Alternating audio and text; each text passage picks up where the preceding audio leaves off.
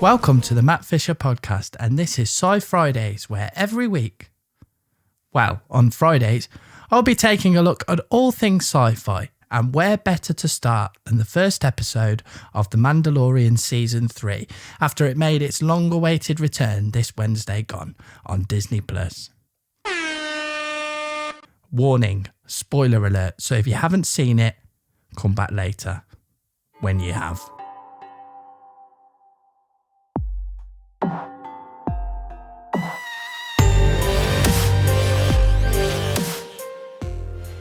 So we start off with the armourer, and she's dramatically forging away at a child-sized Mandalorian helmet. As she comes out into the open, we can see that she's not alone, and there's a gathering of, at a guess, around 100 Mandalorians of all colours and sizes. She approaches a boy waiting by the sea and begins the Children of the Watch initiation ceremony, only to be rudely interrupted by a giant space crocodile, and the Mandalorians kick into fight mode. Now at this point, I'm pretty convinced that we're watching a flashback, and the small boy is in fact a young Din Djarin. Now I noted that the boy didn't complete the line where he promised not to remove his helmet. Now we can just fast forward into the future where Din is explaining to the armourer that he didn't in fact promise never to remove his helmet, but he does now, so he can rejoin without the big trial. Would have made a pretty short quest. But no. Out of nowhere, we see the familiar sight of Mando's modified N1 Naboo starfighter coming to the rescue, and of course, with Grogu in tow. After an always friendly little chat with the armourer, Mando states his intention to redeem himself in the minds of a potentially poisoned Mandalore, and off he goes. After a nice little hyperspace sleep, not for Grogu, who seemed a bit scared of the giant hyperspace whales, Mando arrives at Navarro, looking to salvage IG-11, voiced by the legend Taika Waititi, with the help of Magistrate Greef Karga. We run into some space pirates trying to get a drink at a school, which is to be a bar, to be fair. Nice. Mandalorian kill count 4.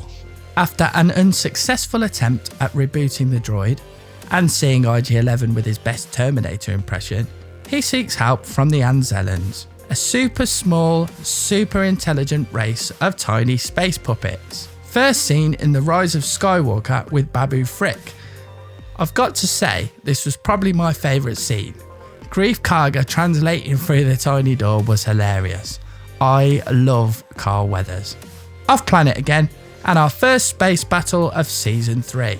Mandalorian kill count 10. We get our first glimpse of Pirate King Gorian Shard, played by Game of Thrones Nonzo Anozi. The Mando escapes and off we go to Kanamala, where Bo-Katan is chilling on her Todd in the throne room. When Din states his intention to rejoin her quest to retake Mandalore, she tells him that the stolen fleet is gone.